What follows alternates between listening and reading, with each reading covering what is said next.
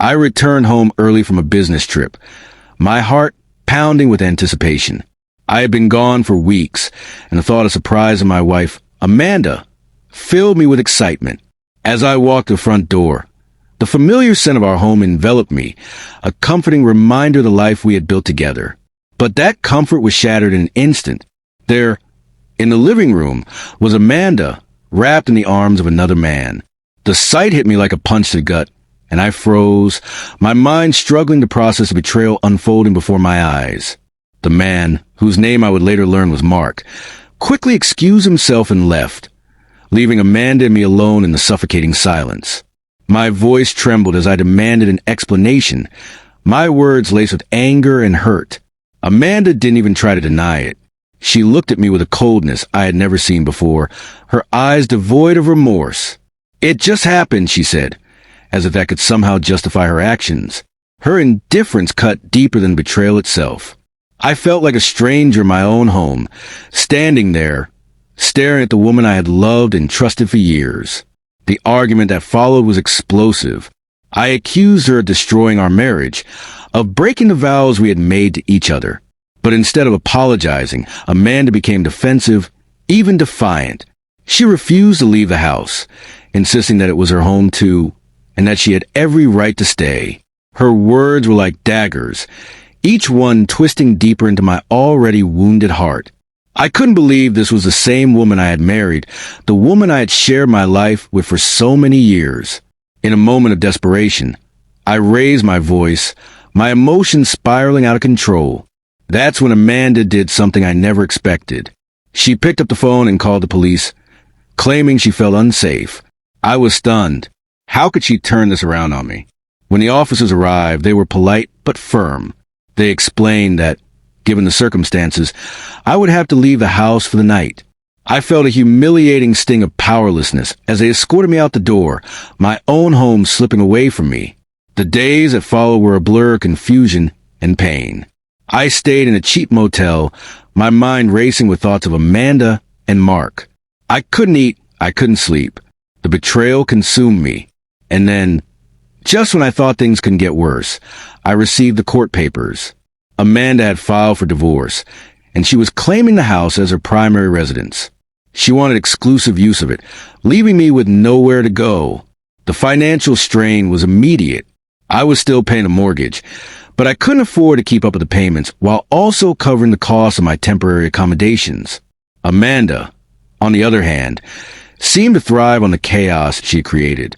She dragged out the legal process, filing motion after motion, each one designed to stall the proceedings and drain me financially. It felt like I was trapped in a never-ending nightmare, with no way out. Every step I took was met with another obstacle, another twist in the road that left me feeling more lost and defeated. As the weeks turned into months, the reality of Amanda's deception became more apparent. She had moved Mark into the house, and the two of them were living there as if nothing had happened. It was a slap in the face, a constant reminder of the life I had lost. Amanda played the victim, painting herself as the wrong party in all of this. She told anyone who would listen that I had abandoned her, that I was the one who had destroyed our marriage. It was a twisted game, and I felt like a pawn being moved around on a chessboard, powerless to stop it. In my despair, I decided to take matters into my own hands. I hired a private investigator to gather evidence of Amanda's bad faith during our negotiations. It wasn't cheap, but I knew it was the only way to fight back. The investigator uncovered a wealth of information, from financial records to text messages between Amanda and Mark. The evidence was damning, and for the first time in months, I felt a glimmer of hope. The day of the court hearing arrived, and I walked into the courtroom with a mixture of dread and determination. The evidence was presented, and I watched as the judge listened intently, her expression unreadable. Amanda's lawyer tried to downplay the significance of the evidence, but it was clear that the tide was turning in my favor. For the first time in what felt like forever, I felt like I had a fighting chance.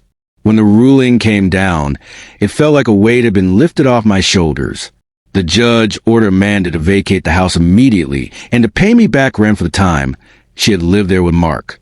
I had regained ownership of my property, but as I stood there, staring at the place that once felt like home. I couldn't shake the feeling of emptiness. The victory felt hollow, as if I had won a battle but lost the war of my heart. In the weeks that followed, I moved back into the house, but it didn't feel the same. Every room was filled with memories of Amanda, of the life we had shared. The betrayal lingered in the air, a constant reminder of what had been lost.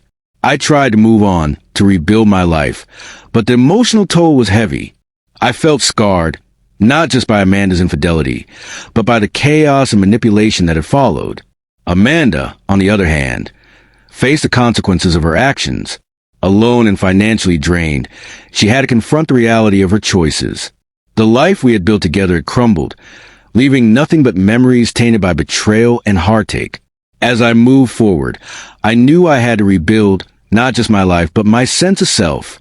It wasn't easy, but with each passing day, I grew stronger, more resilient.